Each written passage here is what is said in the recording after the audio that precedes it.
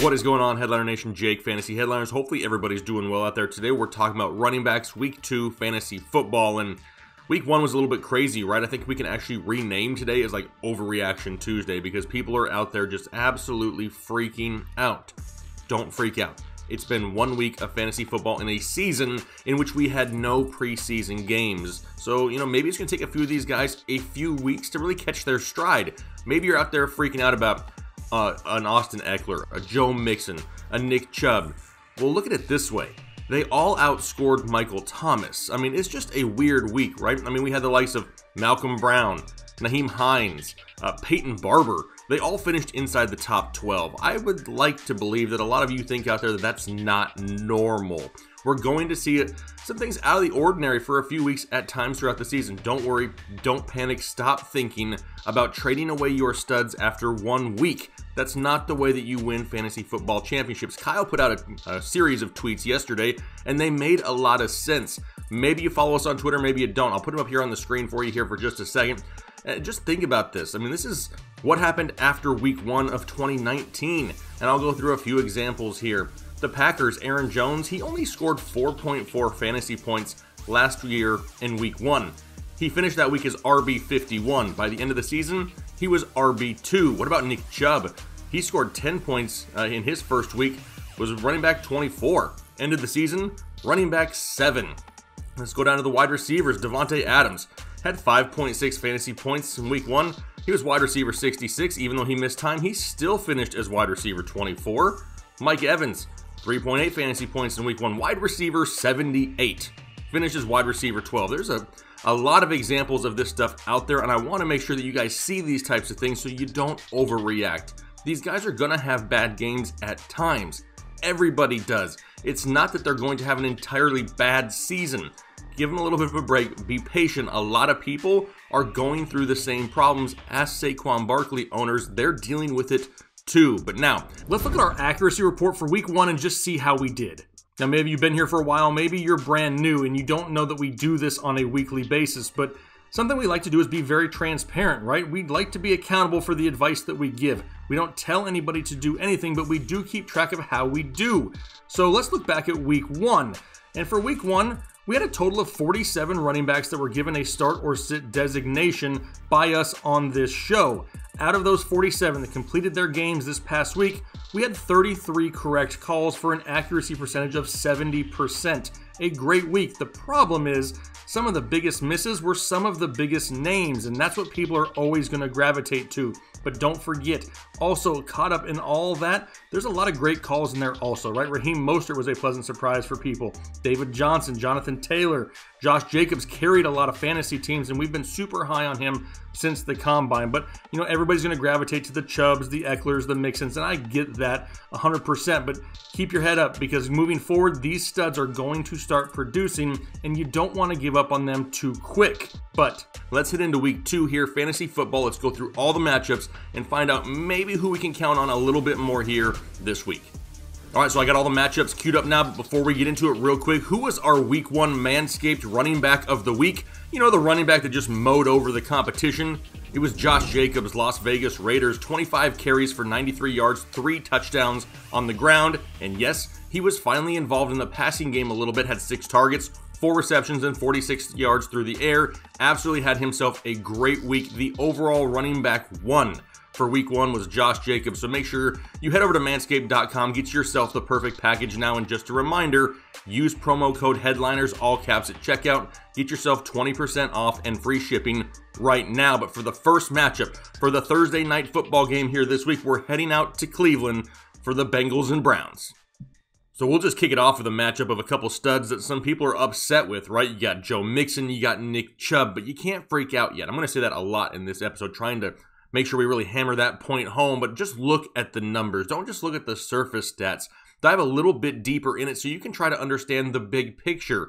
Mixon still had 20 touches. He just wasn't that efficient with them. But we've said it all offseason. We've said it for years. Everybody says it, really. You can't score points without touches. You have to try to find those running backs that are touching the ball right around 20 times a game to give you that safer floor. Yeah, Mixon didn't have a great game, but he had 20 touches, only 71 total yards, but the volume is there, and that is great to see. Now, it's not like he was just going up against some cream puffs last week either. He had to deal with the likes of a Joey Bosa, a Linval Joseph, a Melvin Ingram. I mean, those guys are pretty good. He had to go up against a pretty solid defensive front seven, and that's part of the reason why he struggled. But with the volume there, I can't give up on Joe Mixon. Now they get the Cleveland Browns, right? They gave up 2 rushing touchdowns to J.K. Dobbins, a rookie. Now, yeah, the game was kind of out of hand, and it was ugly overall for Cleveland, but they seem to be a little bit vulnerable at times on the ground. Don't forget, it was also Joe Burrow's first game.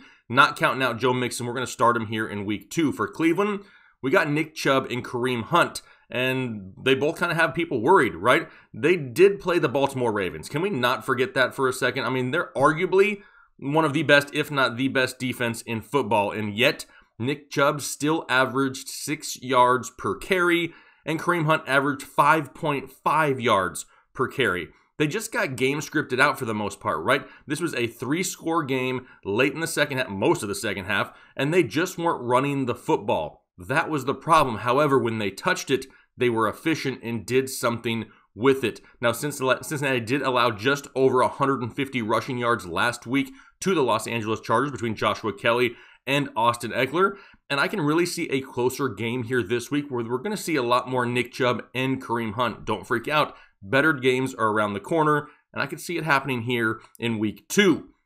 Moving on to Sunday now, and the Jacksonville Jaguars, kind of a bit of a surprise from them in week 1, go to Tennessee to face the Tennessee Titans, and you never want to sit Derrick Henry ever, right? I mean, the Jacksonville defense pretty much overachieved in week 1 and only allowed 88 rushing yards to the Indianapolis Colts, which is pretty good. But look at Derrick Henry and look at the volume that he gets on a weekly basis. We said it all offseason, right? We expected defenses to try to take away A.J. Brown, put a safety over the top, try to double team him, contain him, and force Ryan Tannehill to beat him elsewhere. Hence, Corey Davis in week 1 and a whole lot of Derrick Henry. That is going to continue, and obviously you're going to start him basically no matter who he plays on a weekly basis. But for Jacksonville, you got James Robinson and Chris Thompson. Now, a lot of people wanted to come into the season and say, oh yeah, Chris Thompson, this is going to be his time to shine. Yeah, no, not really, not so much. I mean, James Robinson, he started off pretty hot there in the first half. It looked like he was on his way to a decent game, but they just had to throw a lot more in the second half to make sure they could pull that one out. For Chris Thompson, though, even though it was a more of a game script in his favor where they were throwing more, he only saw 2 targets. 2.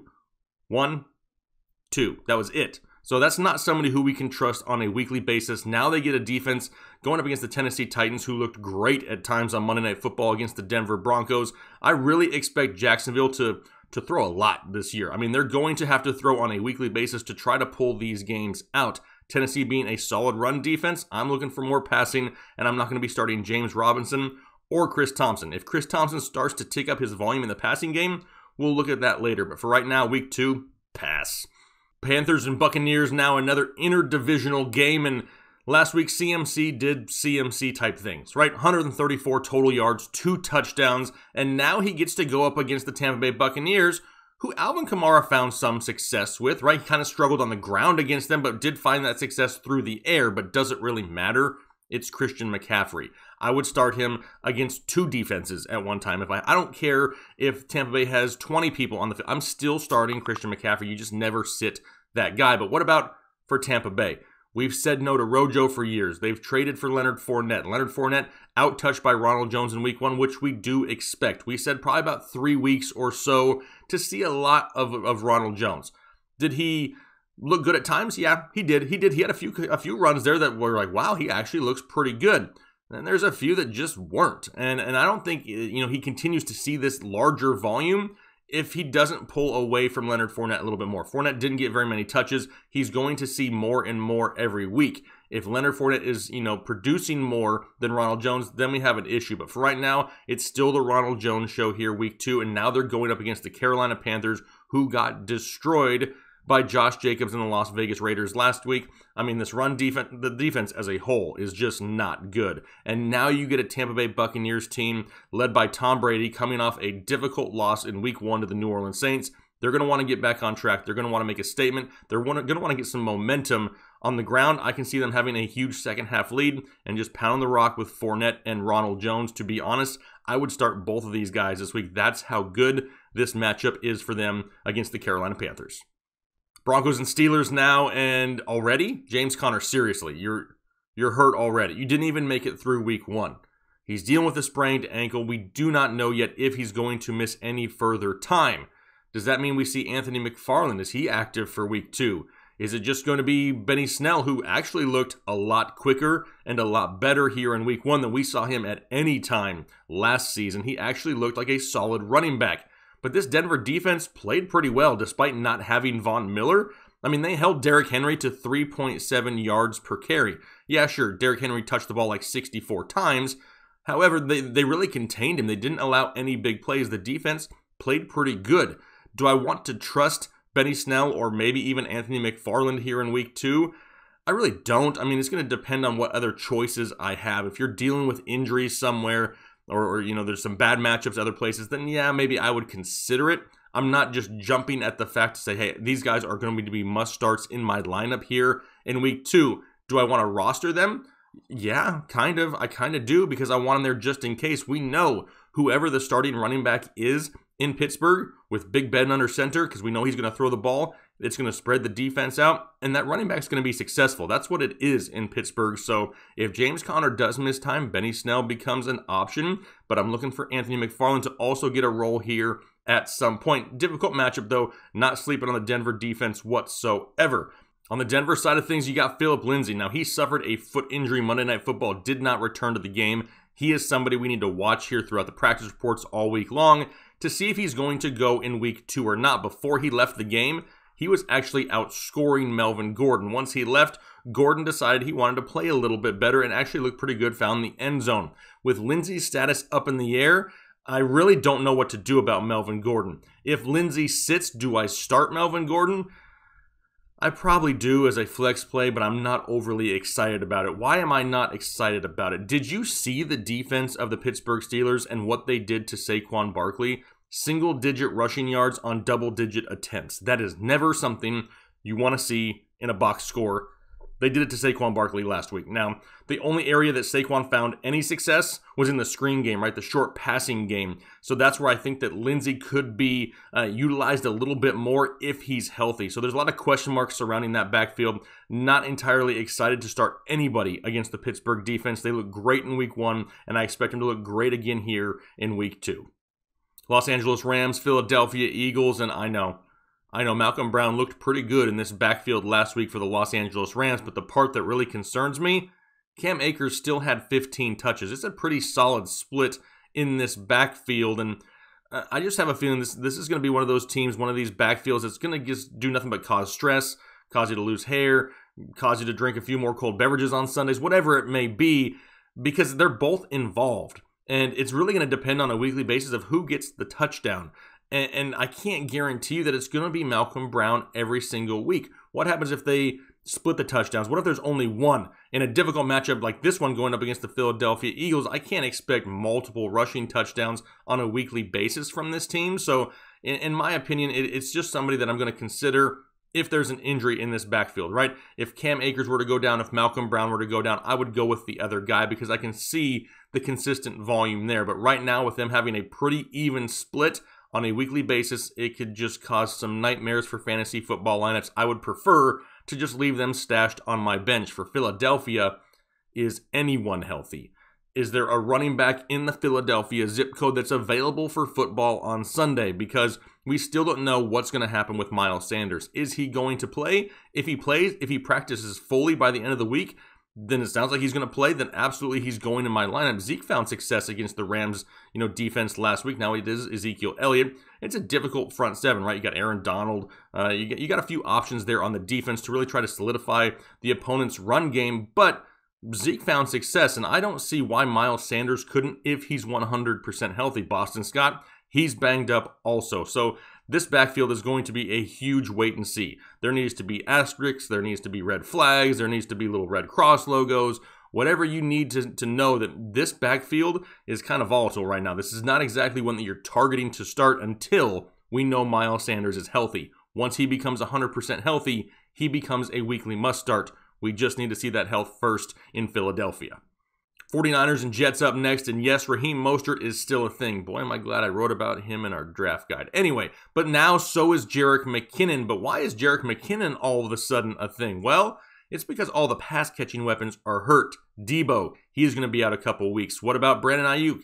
His status is still up in the air. George Kittle, now he's dealing with an injury, and with all these injuries to these pass-catching weapons, that really helps the floor of Raheem Mostert and Jerick McKinnon, who are going to be more involved in the passing game. We saw that last week against the Arizona Cardinals, where they did find some success. Plus, Kyle Shanahan is a super creative play caller. He finds a way to get these guys the ball in space where they can really excel and make things happen. Both of these guys are going to be starts for me until some of these pass-catching weapons actually come back to really take away some of those targets. Because in the meantime, these are going to be the guys leading this offense. What about the Jets side of things? Well, I didn't want to start a healthy Le'Veon Bell. I sure as heck don't want to start a injured Le'Veon Bell if he even plays. He's got a hamstring strain also, which means old man Frank Gore is going to get more touches. Do I want to start Frank Gore week 2 of fantasy football? If I have to, my team is probably in a little bit of trouble. I don't really love this offense. We've been talking about that all offseason. Now they get a San Francisco 49ers defense to contend with. I mean, it's Adam Gase, right? I just don't trust the play calling of Adam Gase. The offense at times looked horrible last week. The only weapon that they really utilized was Jamison Crowder, which, I mean, we all kind of saw it's pretty much all they got at this point. I just can't trust it. Not going to start Frank Gore or Le'Veon Bell, even if he does play. Buffalo Bills, Miami Dolphins, and Miami just got handled on the ground by Cam Newton last week. So does that mean we have some good things coming for Josh Allen? Possibly here in week 2, but Buffalo is just so good, and the Miami offense is just banged up right now, right? I mean, we have to expect that Buffalo is going to get a lead once again in this game and rely more on the running late. So what does that mean? More involvement for one Zach Moss and Devin Singletary. Both are going to be more involved here this week. They split touches for the most part in week 1. I expect something similar here in week 2. Both of them are flex worthy. Now, I wouldn't really lean on, Zach Moss unless you're in one of those deeper leagues. I mean, it really depends on your league size, what other options you have. I mean, both him and Singletary are going to see similar touches, but Zach Moss a little bit lower down the rankings for me here this week. For Miami, you got Jordan Howard, who's dealing with a hamstring strain. You got Myles Gaskin, who out-touched Matt Breida, who nobody really expected to see. I mean, Devontae Parker is banged up, and with Jordan Howard dealing with those injuries, this is just not a backfield that I want to trust as of right now. I'm not going to start Myles Gaskin, of course, in week 2 of fantasy football. And Matt Breida just doesn't seem to be as involved. We need to wait and see what's going on with Jordan Howard. The only thing he did was carry the ball for a touchdown last week and then ended up dealing with that injury. So it's just not a backfield that is in a great spot right now. The overall offense is banged up and hurting, and that's just going to lead to Buffalo, get one of those late second half leads where they can just run the clock out and really limit the rushing opportunity for the Miami Dolphins.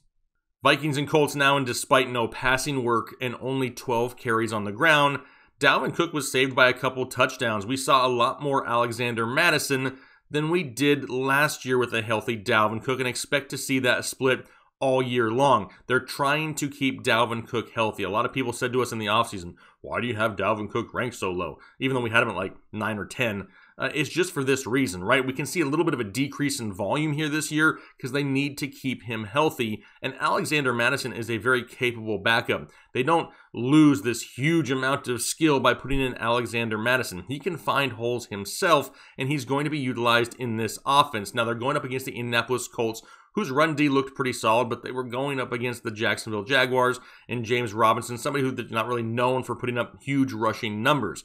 You can't sit Dalvin Cook, though. The explosiveness is there, and when they get around the goal line, it's his ball first. Still going to start Dalvin Cook. Madison, not quite yet. Not getting enough touches and enough touchdown opportunities to really be somebody who we feel safe starting here in week 2. For Indianapolis, no more Marlon Mack, right? He's out for the season, so now it's the Jonathan Taylor show, but expect Nyheim Hines to still be involved. We wrote about this guy this offseason. We did videos on Nyheim Hines this offseason. They love him in this offense. And with Phillip Rivers under center, and now you have Jonathan Taylor and Nyheim Hines, kind of reminds me of a backfield that Rivers used to have with Melvin Gordon and Austin Eckler. They're both going to be utilized in that same type of way. Now, a little bit of a difficult matchup going up against Minnesota, but I'm not shying away. This offensive line with these two running backs behind it are definitely people who I'm going to start on a weekly basis unless they do something stupid and sign like a Lamar Miller. I saw that he's up there working out. Please,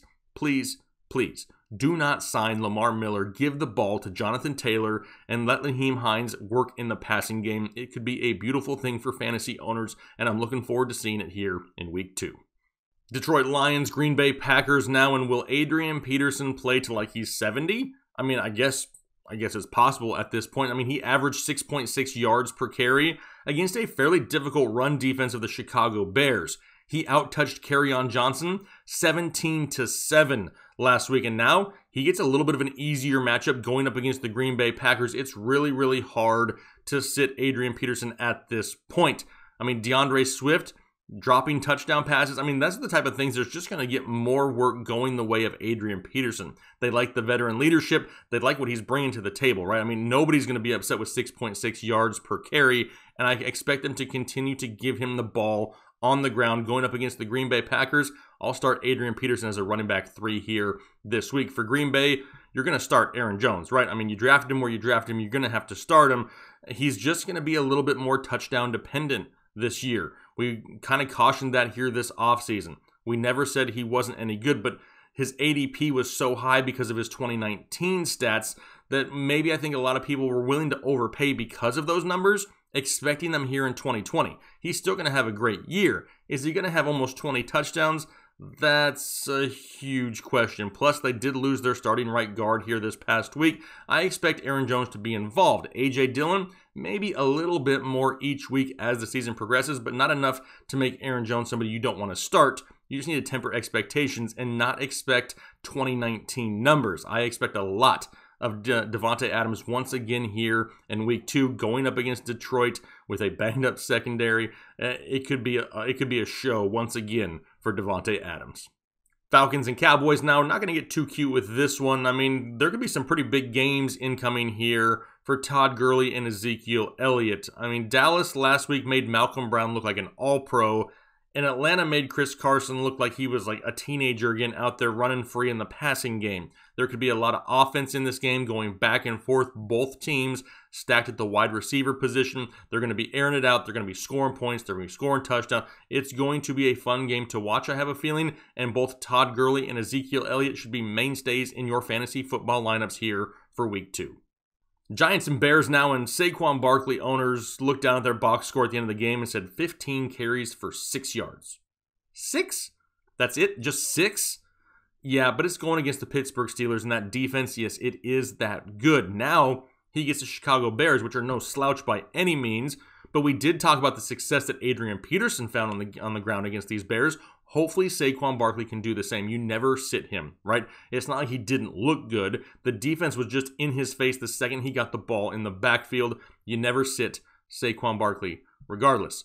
But what about the Bears side of things? David Montgomery, even though the numbers kind of sucked, 13 carries for 64 yards, if you watch the film, if you really look at the tape, he looked pretty good. For a guy coming off an injury that we didn't even know if he was going to play week 1, he looked pretty healthy, and now he gets a lot better matchup going up against the Giants, who made Benny Snell look like he was, Barry Sanders at times out there. I mean, Benny Snell had himself a great game against this defense, and I expect David Montgomery to do that also. Tariq Cohen, being that he wasn't as involved in the game plan last week as he probably should have been, kind of causes a little bit of concern, right? So until I see more active, pass-catching roles for Tariq Cohen, more ability to stay involved in the game plan for 4 quarters, he's just not somebody who I can trust at this point. He's going to remain on my bench here in week 2 once again.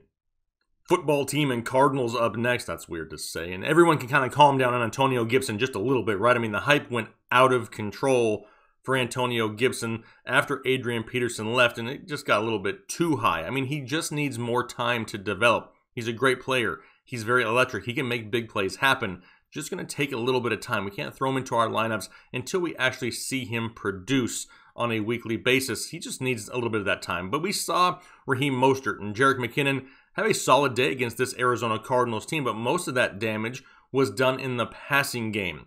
Can we really trust Peyton Barber and his 1.7 yards per carry? No, really can't. Really want to see, Antonio Gibson do something first before we just throw him into our lineup and assume this is the week. I got to see it before I can trust it. So all the running backs in this backfield, they're going to be sits for me here for the Washington football team. As for Arizona, Drake is going to stay a start. Yes, the one touchdown there in week 1 absolutely saved his day. However, he still out-touched Chase Edmonds 18-9 in a very difficult matchup going up against the San Francisco 49ers. That was no easy matchup that he just, kind of bombed in. He was able to get that touchdown, able to save the fantasy owners there a little bit. Now, he gets another tough matchup, right? One of the most underrated front sevens in all of the NFL is Washington, and they looked scary at times in week 1. Carson Wentz had no time to do anything. They're going to have to try to get Drake the ball in space, maybe some screen plays, some passes out to the flat to try to get him the ball in space. That's where he's going to find success. He's not going to be able to run up the middle against the Washington football team here in week 2. Temper expectations a little bit. Not an easy matchup, but he's still going to be a start. He's somebody who's going to be involved in that offense enough to give you that touchdown upside on a weekly basis.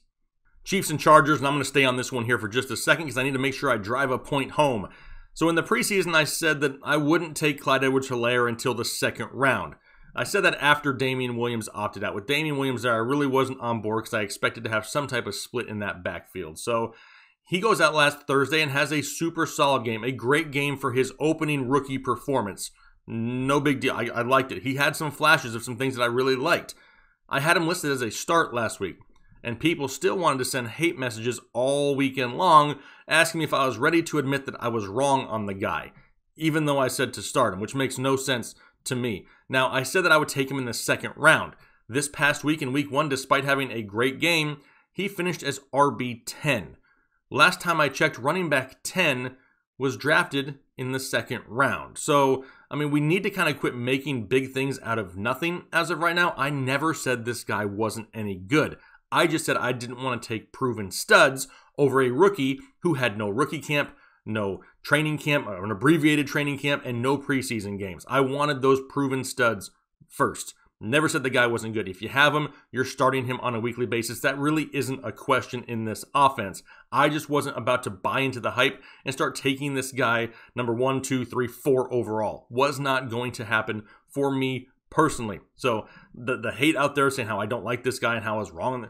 Let's let the season finish first. And he finished as running back 10. So it's not like I was way far off by any means. But now he gets the Los Angeles Chargers, a difficult front, right? With Joey Bosa, Melvin Ingram. They're going to have an issue running between the tackles. Possibly they're going to need to get him more involved in the passing game. And he cannot continue to be stuffed on the goal line 6 times in a week. I expect that to get a little bit better as the season progresses. But this is no cakewalk. It's a little bit of a more difficult matchup than what he had to deal with the Houston Texans. Now, for the Los Angeles Chargers, people want to freak out about Austin Eckler. I get it.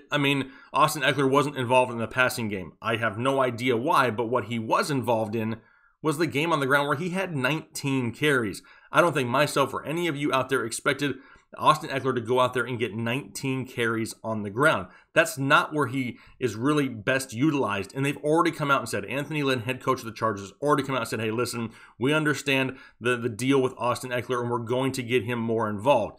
I'm not freaking out about Austin Eckler. He's still going to be one of the more efficient running backs in the NFL this year. More than likely, he's your running back 2, possibly even your running back 3. Now they get a matchup going up against the Kansas City Chiefs, who can score points, forcing the Chargers to have to throw the ball more. I look for Austin Eckler to be more involved in the passing game here this week, and I'm going to start him. For Joshua Kelly, he looked good at times too on the ground, but I can't trust him in the starting lineup just yet. If it continues, if he can put together a string of 2, 3, 4 games in a row where he's getting volume and producing with it, all of a sudden, he's somebody who could be in flex, contention, but for right now, sitting Joshua Kelly. Ravens and Texans up next, and it really can't be a shock, right?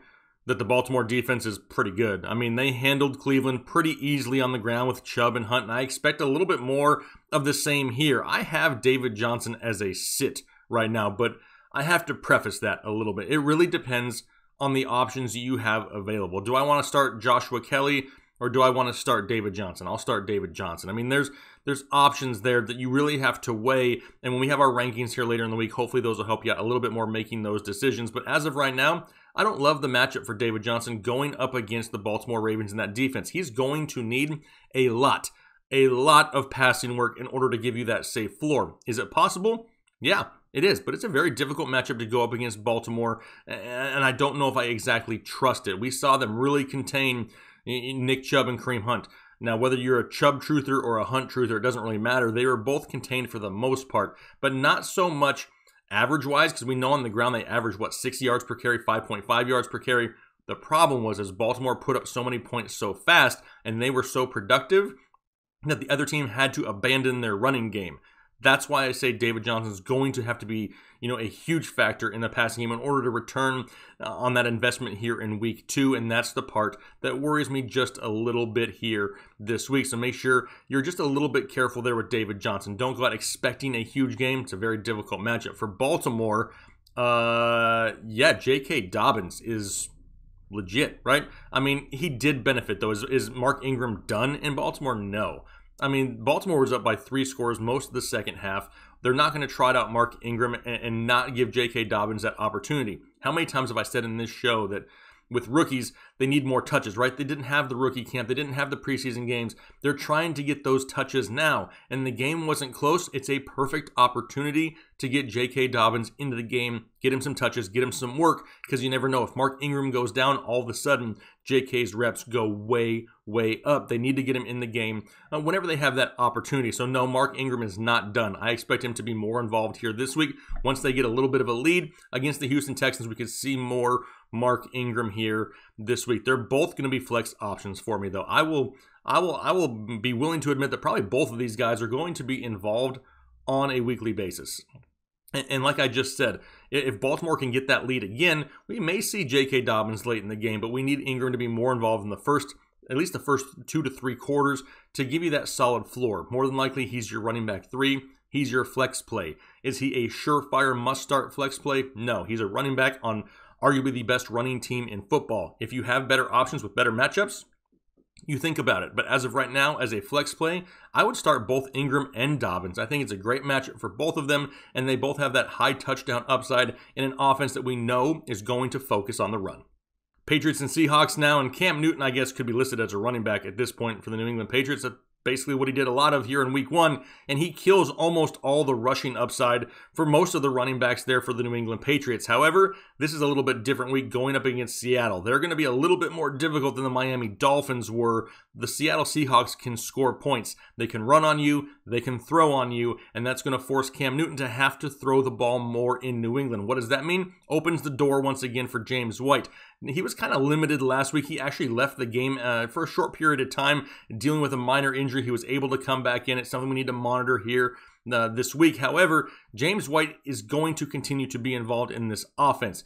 Give it a few weeks. He's still going to be one of the top targets here on a weekly basis, and this matchup plays into that a lot better than it did against the Miami Dolphins. For Seattle, it's simple. See Chris Carson, start Chris Carson, as long as he is healthy. However, in the offseason, we kind of, cautioned against Chris Carson coming off of that fractured hip. It's hard to trust a running back, with a fractured hip. I mean, he's either going to get hit on or land on that hip almost every time he touches the ball. So don't ignore the fact that Carlos Hyde is involved in this offense.